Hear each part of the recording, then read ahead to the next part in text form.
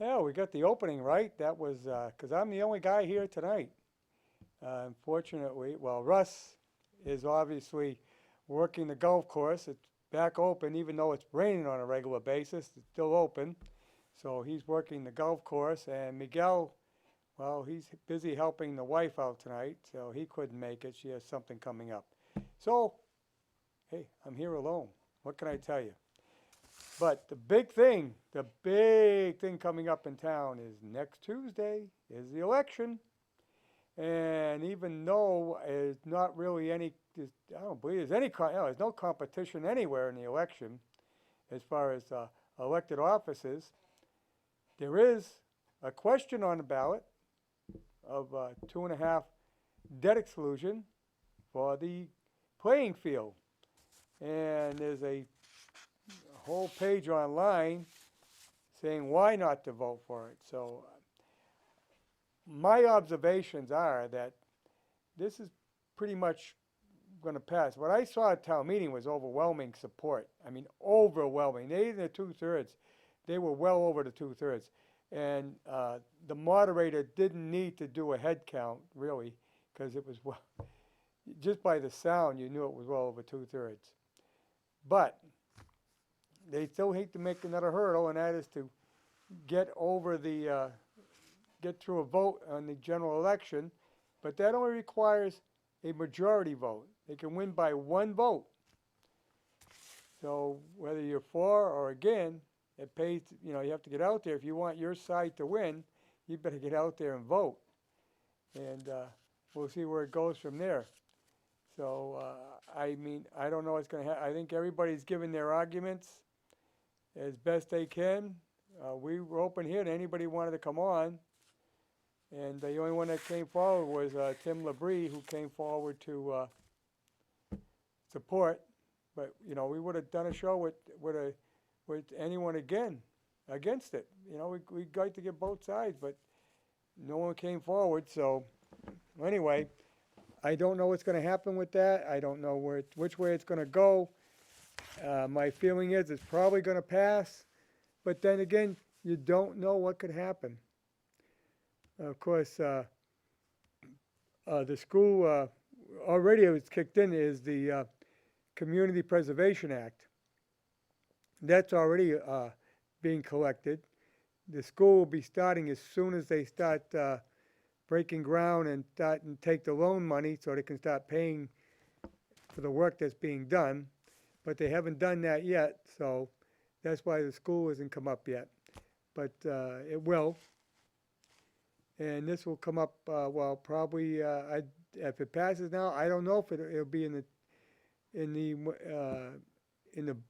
on your tax bill that quick. They do set the tax rate around November, so you probably won't see it until January. And even if it passes, I doubt very much they're going to start working on it this year. Things don't move that quickly, especially with municipalities.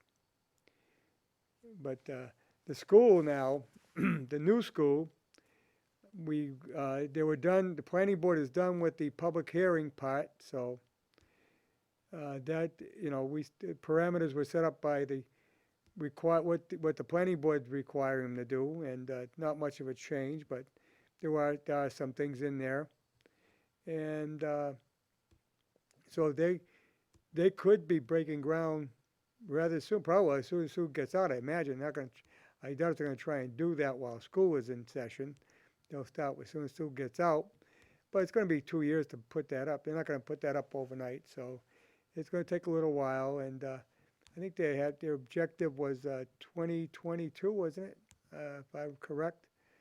So the class of 2022, which would start in September 2021, maybe something like that. And we're on the verge of a fire station. They hired a consultant to look for a place to build a fire station. And the chief has given them some places that he likes, and they're looking around. They're taking into consideration what everyone said, and they'll make an evaluation of what's the best route to go and where's the best place to put it.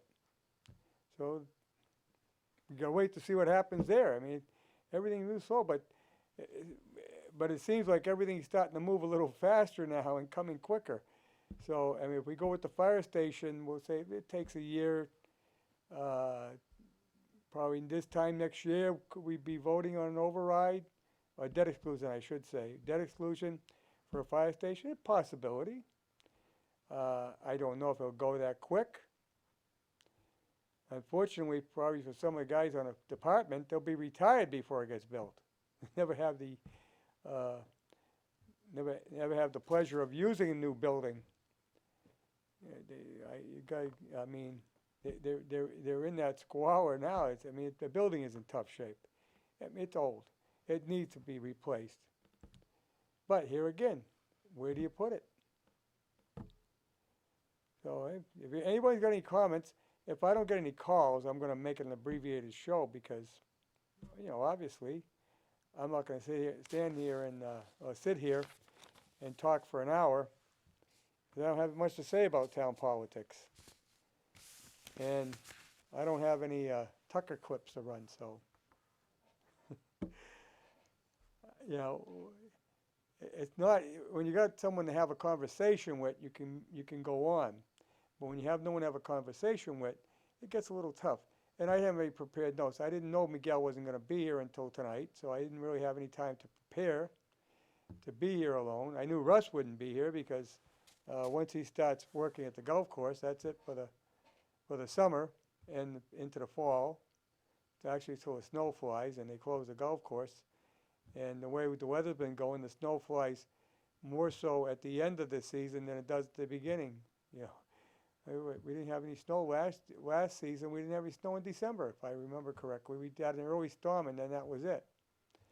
That seems to be the last couple of years.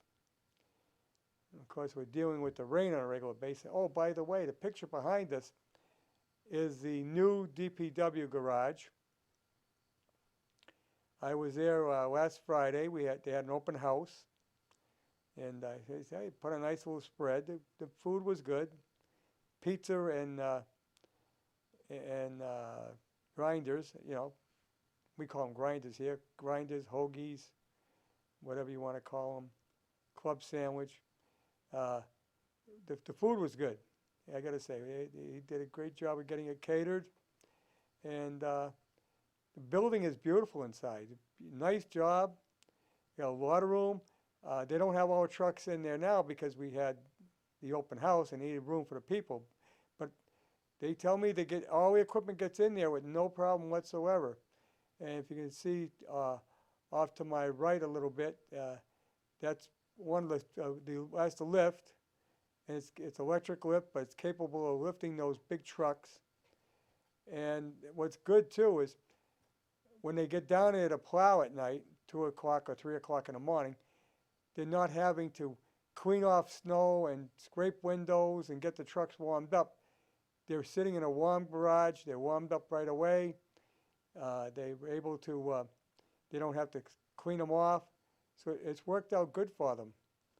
And so they didn't have it for last winter, but I guess they'll have it for this winter. So maybe, I don't know when they finally finish that. But yeah, I don't think it was ready till after the winter. But now they got it, and it's going to be better than what they had. I would probably like to see a bigger one. I would like to see a different spot. I think we made a mistake when we didn't buy that property. And this goes back when Dick Sawzo was still DPW director. The spot down in Linwood, it would have worked out well. They saying that, well, we didn't know if the floors could hold these big trucks. There's a guy down there who services big trucks. So they're in his garage, and he has no problem. Their floors aren't collapsing. Everything's holding up. And I think that would have been better because it would have opened up the spot. Now, I know it was deeded to the town for use as a highway garage, but probably would have made a nice park too. And got the trucks away from the Mumford River, get the salt away from the Mumford River. There was a lot of things we could have done, but didn't do it. The garage on Douglas Road, I don't think that would have worked out as well. think that it's better than we got people in there. Well, Woonsocket Glass is in there. They're paying taxes on it. I think that works out good there. But this is fine too. I mean, better than what they had. They could fix up the other building a little bit, and I guess they're looking to probably eventually take down the other wooden building in the future or something. So things are moving along. As long as we keep getting better, that's what matters, not going the other way. Well, we got a call here, and I'm almost sure I know who it is, but we'll find out.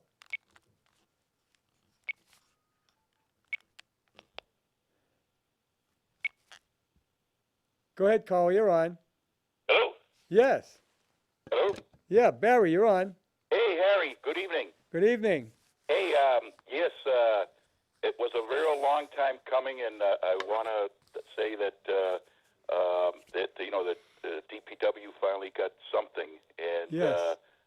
something is better than nothing in this town. So it was a long time coming, and I'm really glad that the town finally did something. Yeah, it's a nice facility. They made a nice job. Mm-hmm. Well insulated. Yeah. And, I mean, it's going to take a beating after years. Everything does. Mm-hmm. But it works great now. Yeah. And, that lift is going to make a world of difference for them. Tough for that mechanic. You have to crawl under those trucks, snow melting and everything else, and service them. Right. So, I mean, right. I mean, they've been living under prehistoric conditions under there like 40 years, and it was on the town manager's 5-year capital plan for 40 years. So glad they finally get something. I know you like the one at Linwood, but I like that one, and I also like the one that was going to be down at the sewer treatment plant. The one that. Yeah. Oh, yeah. I forgot about that one. That I think that would have worked out well. Yeah. And it would have consolidated DPW in one spot. Yeah, and the caveat to that was the railroad crossing was going to be fixed. Yes. And like I say, you remember Roger and Neil being on your show, and there was a group of a lot of good, excellent people on that, and that also would have given them a drive-through wash bay, a new salt shed, and new gas pumps. But that they thought that they were going to build a bigger one there down at Fletcher Street, and then that didn't happen. So at least they got something there, and at least they can get them out of those trucks out of the elements. Well, they don't have a wash bay. No. But they can wash the trucks inside. They do have drainage. Right. So at least they can do that. Oh yeah, no, like I said, it's a big improvement compared to the prehistoric conditions they were working under. I mean, I'm surprised, that the town took that long to do something. I still think they need a wash bay. Yep. Because those trucks are out either salting or plowing. They're getting covered with salt. Get it off, the trucks would last a lot longer. If you look at the older trucks, you can see they're all rusting out. And why? Because they're on salt roads all the time. Right. No, I mean, maybe if the town ever gets flush, and they direct their priorities to needs instead of luxury items, that might be, something that they could look at, Yes. And now I understand there was a planning board meeting last night. Yes, there was. Anything new there, Harry? Well, we closed the public hearing on the new elementary school. Uh-huh. So they're ready to move on to the next step. Uh-huh. Not too many changes. We're adding a different type of fence. They're going to put a stockade fence. We require them to put a vinyl fence. Oh, that makes sense. Yeah, I think stockade fences don't stand up. And the vinyl fence is less maintenance. Exactly. Yeah. And it's going to be 8 feet in some places and 6 feet in others. Mm-hmm. But that may change too, because I said let's leave it up to the neighbors if they want an 8 foot or a 6 foot. Right, because I mean the neighbors should have an excellent say in it. Yeah, I would want an 8 foot. Mm-hmm. And because I don't. Number one, An 8-foot, nobody's going to climb over it because it's too high to get to the top. Mhm. And it also gives you a little more privacy. Mhm. You know, you're talking their backyards. Right. You know, if you're having a party out back, you like a little privacy. Right, because a lot of the woods that were a buffer, that's going to be going, right? They're all gone. Yeah. Yeah. The woods are going to be are gone. Right. And that's why we put the fence. But also going to be some planting as well. Right. Now, do you know where all the fields, all the new athletic fields are going, Harry? Not at the top of my head, but there are going to be. I know. One thing I mentioned was the proximity of the one of the ball fields. In fact, the one that the Babe Ruth League uses. Mm-hmm. Those are bigger kids. Well, that one now is in the back. Mm-hmm. That's going to move to where the current one is. Right. The Little League field is, the smaller kids. Right. But, you know, the foul line is almost right along the fence. Mm-hmm. So, I mean, you hit a foul ball, it's going into the street. Now, I don't think that's a good thing. Well, So, you know what they had to do down at LaSalle? They had to put, the DPW had to put up a special netting. and that's what they're going to have to do here. Was there, I'm trying to think. There was an old school there, and there's just a parking lot. Right, yeah, that was the former Christian school. Oh, okay, but so. And then that was used by the town after. Right, they had the DPW did an excellent job with their skeleton crew that they have, and they put up a big special netting, to help keep the fly balls within the perimeters of LaSalle. So. Well, yeah, because they were going in people's yards. Right, so they'll probably have to do something similar. Yeah, they said they were going to have they were looking at a type of netting. Oh, right. Because I brought that up. I said, this is, so, oh, no, we know about it, and we're going to do some netting. Mm-hmm. And, I don't, my problem is with the LaSalle field, they're eliminating the softball. Right, well, that's going to be a potential major Title IX issue, Harry, because Title IX, as you know, you can't treat the girls different than the boys. So, right.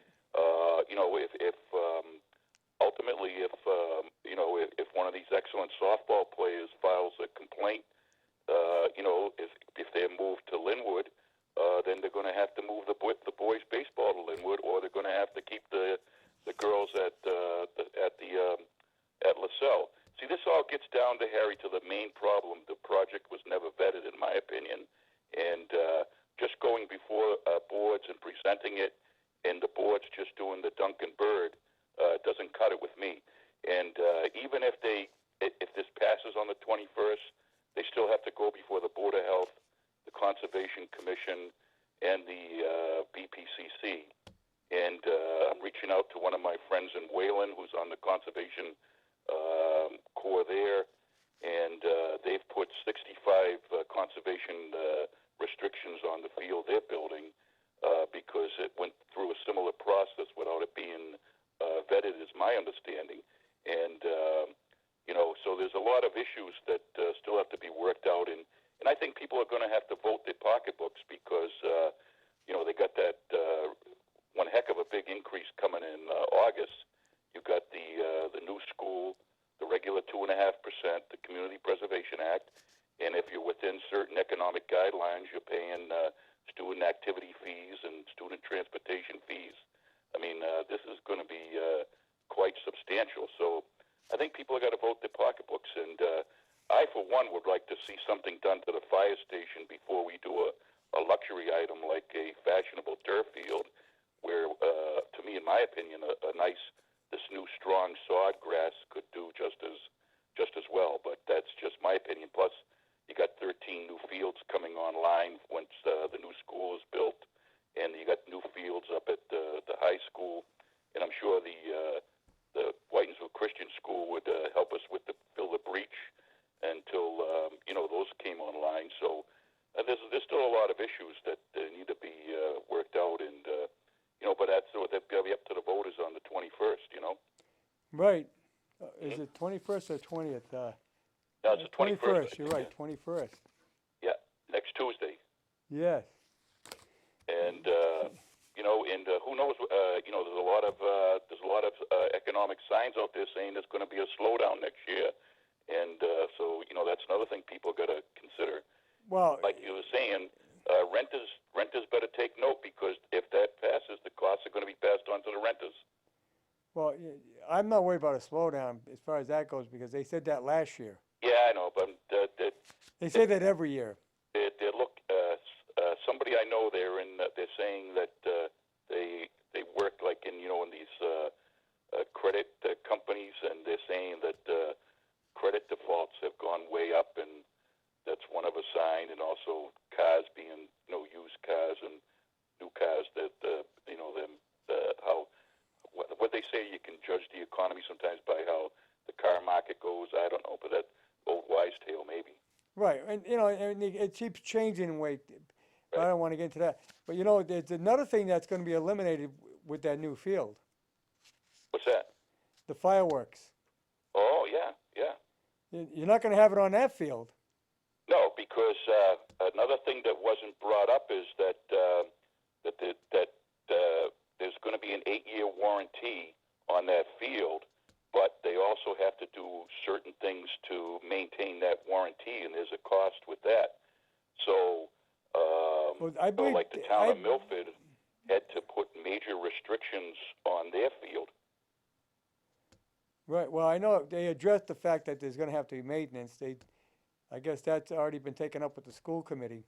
Right, and another thing too is a lot of people are unaware that there's a replacement cost, because it has to be replaced anywhere between 8 to 10 years.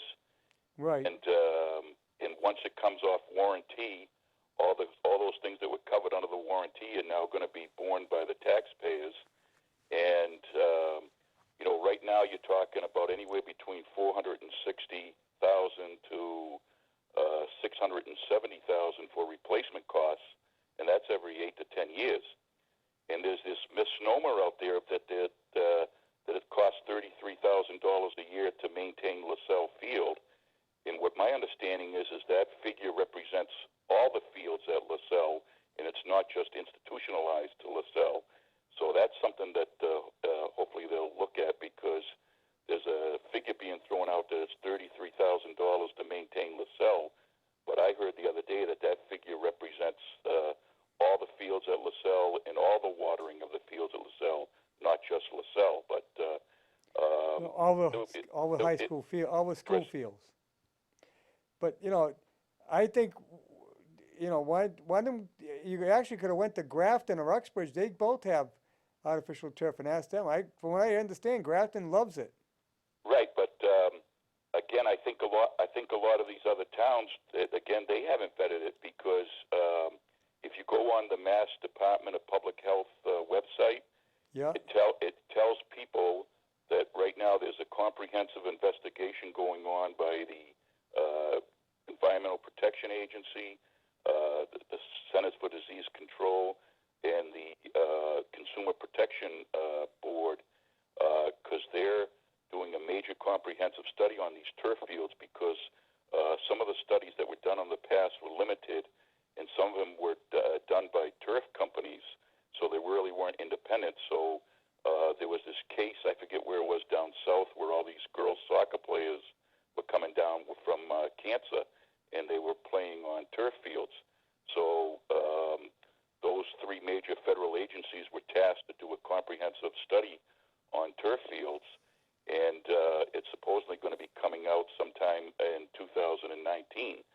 So I don't know if these other towns went forward and didn't realize that was going on, or they're taking, maybe they're taking the liability or having a large liability insurance on their fields, because what if something happens, what public health agency has approved it? If you like I say, the Mass Public Health Agency just says they don't make a commitment, they don't support it, and they don't disapprove it. But they say that big study's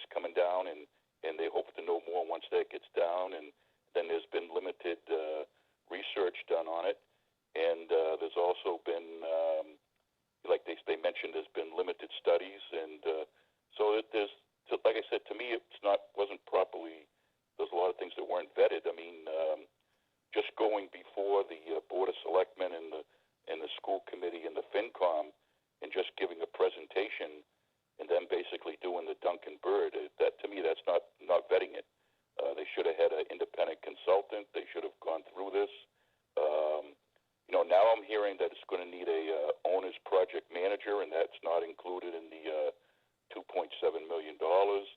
So, it's my understanding the BPCC that's going to be in charge of facilitating this project hasn't even vetted it or taken a vote on it. So there's a lot of things that you got to kind of shake your head at.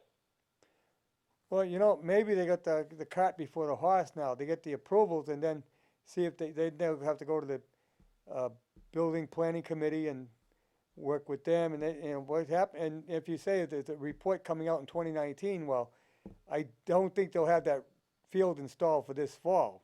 No. Well, I mean, what did it take the BPCC about 4 or 5 years to do the DPW, Harry? Yeah, I well, did. I mean, so if the past is a predictor of the future, I mean, you may be looking at 5 to 10 years before it's done. Yeah, I mean, I don't know how this system is working. I'm not that familiar with the bylaw, what the requirement is, if they have to go through the building planning committee and they have to, do it their way. I really don't know. Well, I'm just going by what other towns, because when I was involved in the DPW, some of the DPW projects, we were always told that if it was approved, it would be the BPCC, facilitating it and being the point people and getting the construction done, because that's under the town charter. Yeah. And it would have to be them, Harry, because a private entity cannot facilitate public funds. Right, and they got to. That'd be like me and you going before them and saying, "Give us your public funds, and we'll build a shed, but it's going to cost $3 million." So it has to be the BPCC. Not only that, it's got to go out to bid. Oh yeah, it has. It has to go through the state bidding process. Right. And so even if they have an estimate, I believe they only have one estimate, and that's kind of weird because usually the due diligence requirement, when I was involved with the DPW projects, I remember Mary Fran would have showed us the door if we only went in there with one estimate. So well, here again, what they were doing is getting the funding and then going to do the project. Right. So I mean, they can use that as a generic subject, but if it is approved, it's going to have to go through the bidding process. Right. And the company they got the estimate from may not even win the bid. Now, I believe on the EPW garage, they put out the bids, got everybody's back, and said, "Okay, here's the one we're going to go with," and then they went out and tried to get the funding, right? I thought the town approved it at town meeting, and then it was tasked to the BPCC. Right. And then they may have had like a consultant before, because I remember they had a consultant at the town meeting. Yeah, they had to have an idea of what it's going to cost. Right. But here again, that one too, they ran into problems after they didn't realize they had. Right. Remember they had the problem with the underground wires. They had to go back and get some more money to do that because they thought they were going to be able to string it overhead. Right. And so there's a lot of things that has to be done, and if it goes through, it has to go through those. Who knows? I wonder if it has to go before the planning board, but I'm pretty sure it has to go before the Conservation Commission, and a lot of people have questions, over the health of it. So it might have to go before the Board of Health, and then it has to go before the BPCC. So there's still some hurdles ahead of it before, even if it does pass. Well, anything you have to go through all boards that have oversight. Right. And whether we have to even review it on a planning board, I don't know. Because it's not a building structure, but then again, there are bleachers involved, and so I really don't. I mean, I'm not sure on that. The building inspector actually makes that decision. He'll tell people when coming in, well, you got to do this. You got to go through this board, whatever. According to whatever the state law and the bylaws are. Right. But You know, I mean, I'd like to see something. Right. I mean, right. I mean, what Martha's Vineyard did was they went with this real strong, regular sod grass. I guess I don't know if it's the grass that Paul has in his yard, but That's Zoya. it's a real strong sod grass, and it eliminated all the health concerns, all the major maintenance concerns, because these turf fields have to be maintained to a razor's edge, and if, like I said, during that 8-year warranty period, if the town doesn't live up to those certain maintenance restrictions under the warranty, that invalidates the warranty, and then that's more costs for the town. So there's a lot of things that has to still be debated, but now I'm my confidence level is very high that the bleachers, if you need new lights, and what was the other thing, the track, may be on the state bid list, because if you look at state colleges have bleachers and tracks and lights, and if that may very well be on the state bid list. Well, if it's on a bid list, then you got to go with the price on the bid list. Right. And the thing about the state bid list, and the good thing about the state bid list, Harry, is if the town pays within 10 days, they save an additional 10%. So that's another, incentive to going off the state bid list on those things. But I mean,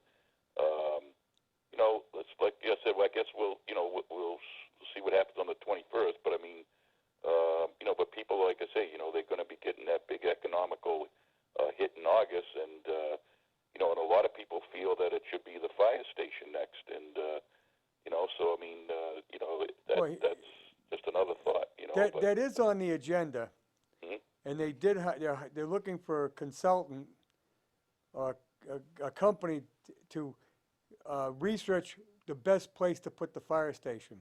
Mm-hmm. And I talked to the fire chief about it. He's got a place that he likes. Right.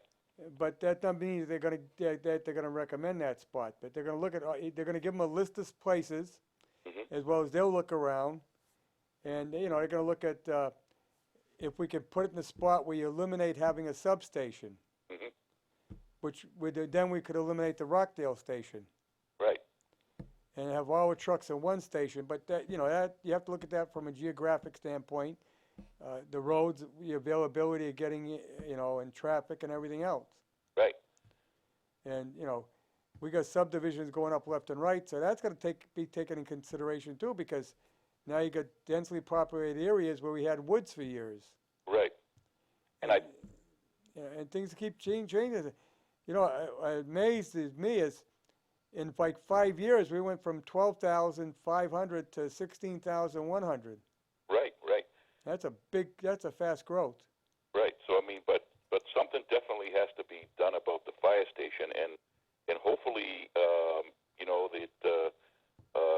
maybe we can get some federal and state grants and some extra federal and state money, because I know they were talking about. Remember, they were going to the state was going to give them $2 million to upgrade Rockdale, and I thought they put that on hold until they decided what happens with the fire station. So I don't know if that $2 million is still there in a reserve. A while back, they had to reinforce the floor. They had to reinforce the floor in Rockdale to handle a new truck. Right. But one of the problems with the Rockdale station is claiming it's in a flood zone. Right. But it's never, if you go through Rockdale, you're at higher level where the fire station is than you are when you get to Cumberland Farms. Right. That's an uphill incline there. Well, when there was past floods, did it have any issues? The basement flooded. Oh, just the basement. Right. But the top part was okay. Yeah. Okay, so I mean that's a predictor right there. Yeah, the basement obviously flooded because it's almost on a river. Right. But But the upstairs didn't. I've never seen a flood, and I've been through a number of them. Mm-hmm. Because you're uphill. Right. I mean, you don't realize it, but it's quite an uphill climb. Right. it just doesn't look it because because of the houses and it's a slow incline. Right. And yeah, so I mean, hopefully they found, we're able to do something about the fire station. I think a lot of people feel that should be the next thing on the list, but maybe they want a fashionable new field. Who knows? Yeah. But now the other thing I was going to say is another cost is I'm hearing is 350 to 400,000 to take the modular classrooms down. So that could be another cost coming down. Now I don't know. Well, it's going to cost money to take that building down. Right. That's if they decide to tear it down. Right. Mm-hmm. But I get the modular classrooms have to come out because we're paying rent. Right. On that space. Now I'm wondering because they're alleging that they're saving some value engineering costs on the new school. So if they're saving money there, what they allege is value engineering. I was wondering if that savings could be applied to help pay for removing the modular classrooms, because NES is actually going to be part of the project because they're going to move them to the new school. Now, why would they use those? No. They're saying that they're doing value engineering, which is going to save on the cost Right. on the new school. So they're going to have maybe some additional. Yeah, but what are they doing with the modular savings. Classrooms? But no, they're going to have. But I'm just trying to find another additional revenue source instead of to pay for taking those classrooms out, instead of going to the taxpayers with that additional 350 to 400,000. Well, why not, negotiate with another town that probably needs modular classrooms, Mm-hmm. and give them the classrooms, but they have to pay to move them. Or maybe they could be used for some other type of some other type of project. Well, that's hard to, use them for down at the DPW as a new office. No. I'm saying, let's say, another town might want to use them for something else, or yeah. I don't know if they can only be used for schools. I don't know. Whatnot, I really don't know. They're almost like trailers, right? Right. Well, I'm wondering if the town could sell them as surplus. Well, I would think they could sell. I imagine there's a market for them, Mm-hmm. for somewhere. But if another school department needs to expand and they don't have the money to put up another school and they just want to put modular classrooms, I'm sure there's someone out there. Right. Hey, it's a good thought. That's why I always thought that I could never understand why the town never put surveys on their website to get input from the people, because there's a lot of people out there that have a lot of good innovative ideas, and some of those ideas could maybe save the town a lot of money, but I just could never figure out why they wouldn't put any surveys on the town website to encourage taxpayer feedback when it comes to the budget or innovative thoughts. Well, people, go to the meetings if you got a good idea, and can let the board know that's in charge. Yeah. Well, I've been to some meetings, and they really don't want to listen to you. Well, I know at the planning board, we take an input from anyone. Yeah, yours might be the exception. It's not that, we don't have to follow it, but we'll take the input. Right. But also, though, we need more people to get involved. You know that we have uncontested races next week. Oh yeah. Well, I think a lot of it gets down to economics, Harry. You got people working 2 or 3 jobs, and it's just I think that's one big thing. It's just during the 50s and the 60s, you could get by on one income, and I think people are just so very busy today. So I don't know how things are going to be done in the future. Getting people on these boards. Well, years ago, I'm old enough to remember, in 50s and 60s, a lot of the board members were local business people. Right. We don't see the business people going. Plus, a lot of the businesses are part of a huge chain, so they're not locally owned anymore. Right. And if you remember, Harry, like some of the reserve firemen were people that worked in the shop.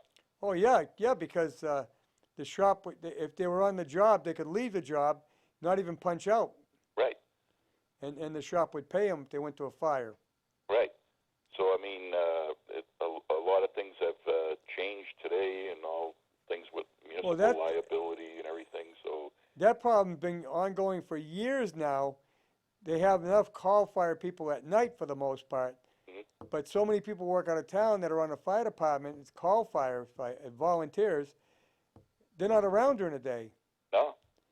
I don't know if you were around when we had a huge fire in Rockdale at the La Valley restaurant, and the only guy that showed up was a past chief, but he wasn't a chief at the time. Was Gary Nesta. Right. He was manning the Rockdale station. He was the only one, and some of the people that were there helped him fight the fire. I know. It was a different time, Yeah, and right now we got more full-time people than we had back then, but still they're pretty busy because they're on ambulance calls. Right. It's amazing how many ambulance calls we have. Firefighting has become so much more advanced, and there's so much to it that the common person, it's not like the old days where you can just grab a hose and Well, that's the other thing that a lot more involved. I talking to fire chief Friday at the open house. One of the problems they have is people want to get on, but then they find out how intense the training is because these guys are professionals today. Right. Like I said, it's not like the old days where it just said, okay, here's a hose, point it. Right. Well, we had training. I was on back in the 70s. Right. And we had training on Monday nights. And I think twice a month or something. I can't remember exactly. It was a long time ago. But there was training, but today's training is even more intense. Right. So a lot of them go to the academy. Right. Over in Hudson. Right. So, and then you got issues where, if you get hurt or injured and would your regular job, allow you to be out. So there's just so many different things today. It's kind of a different world, than it was in the 50s and the 60s, Oh, yeah, it's a whole different world. Yep. But, we're getting more professional, and small towns aren't relying as much on volunteers anymore. They're getting professional, they're getting full-time firefighters. But like I said, you couldn't stock it with enough to handle everything. Right. We're not that big. Yeah. Fortunately, we don't have a lot of fires, so. Yeah. I hope that rumor's not true about them trying to privatize the ambulance service, because I think that the ambulance crews we got now and the staff do an exceptional job. Yes, they do. That comes up all the time. Yeah. But the ambulance service brings in a tremendous amount of money. Right, and a lot of people don't understand that. And as Russ always says, when he was back on the finance committee, they had decided that the ambulance money that came in would be used to replace an ambulance, so we'd always have a new one coming on. And now the finance committee, back when we got into dire straits there for a while, decided that they would fund the fire department using that money. I know, a lot of these things slip through the cracks. So, now you're not building up that capital account to buy a new ambulance. Right. But fortunately, we got two good ambulances. Yeah. And we got excellent staff. I mean, these guys are paramedics. Yeah, well, I think they're going to get some pushback if they try to privatize, because a lot of people like the service they have now, and they know the crews down there, and you privatize, and you got some issues with that. You don't know if you're going to have the same people every day, or it's not like having your own people in your own own fire ambulances, and they know the town, and you don't have to worry about this person just is filling in today and didn't know the town or the area, Right. Hopefully they do a lot of thinking before they try to privatize the Well, I ambulance. know they're looking at other communities that did. I think Millbury is privatized, isn't it? Yeah. Yeah. And they say, oh, look, they have no problems. Well, I don't know. I mean, you have to look at it and get the get the real information. Don't go by what you observe Right. or what you read in the paper because a lot of things don't get reported. Right. And you lose control once you privatize. You know. Yes. If you have your own ambulance and your own people, you have a lot more control than a private country because they're going to go by the contract they signed for the town. Right. And anything above that contract, they're going to say, well, you renegotiate the contract or the town has to pay more. You know, Right. so I mean, right now these people are going above and beyond, and they don't say, well, hey, that wasn't in the contract, so we're not doing it, or we got to renegotiate it, or we're going to have to charge you some extra money under subparagraph Z. You know, so there's a lot of things that they need to look into before they go down that road. I don't think they'll do it, Barry, because it takes in a lot of money. Yeah. You know, they bill the insurance companies. Yeah. The insurance companies pay. Yeah. Well, you never know, Harry. It's a crazy world today. That's why people got to stay awake and stay alert and stay involved, because like I'm kind of concerned about this. I know you don't seem to. You're not too concerned about. You don't get the FinCom booklet anymore, and they're telling people, well, go online or go to down to the town hall to get a booklet, but you got some people, especially the elderly people, that don't have computers. Well, here you go. You know, it was available at the town hall, but Right. and you could, But if you're elderly and you're a shut-in and you can't get down to the town hall, then you have to go online, and then if you don't have a computer, so I mean, I don't know. I think it was only $5,000 to send those Right. the FinCom books out, and they're spending $2,500 to send those little postcards out.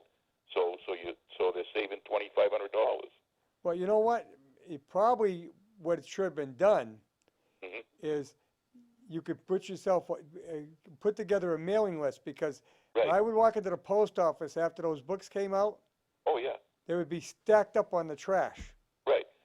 No, I mean, like that's a good point. They should have a mailing list for people that still want to get the Right. FinCom booklet, because Yeah. you have some people that they can't get down to the town hall, or they don't have a computer, or they have medical issues or whatnot, Yeah. So and they're just getting a little postcard in the mail saying go to this website or whatnot.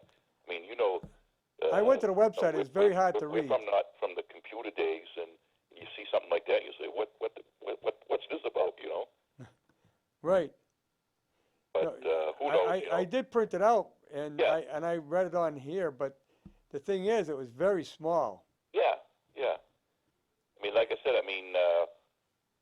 if they're going to send those postcards out every year, all they're saving is $2,500. And they do print the booklet because you can get it at the town meeting. Right. And or in the old days when you got the booklet mailed to you, you had that ahead of time. You could digest everything, and you could be ready. Right. I just hope that there wasn't an ulterior motive to try to keep people stupid. No, it was done because they saw the piles of books in the post office. So I said, we're just throwing this stuff out. Hmm? People are getting in their mailbox and just throwing it out. Right. But like I said, they're only saving $2,500, and that would be a good idea if anybody that's still, they could have a mailing list for the people Yeah. that don't have computers or shut-ins or disabled that can't get down and get a copy of that FinCom booklet. Well, what you could do is you could include a card in the annual town census, because that goes out to every voter. Yeah. And you could put a little card in there with a postage on it.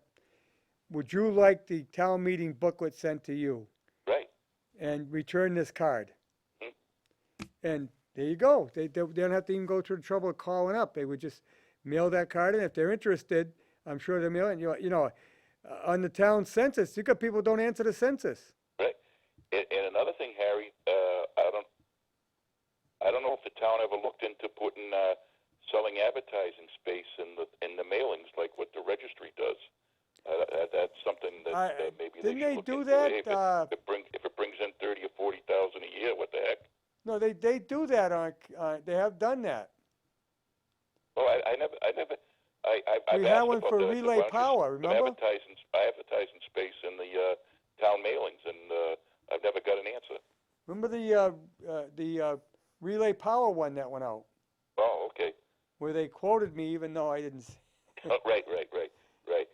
So But I mean, they must have paid for that. I don't think the town did that for free. right.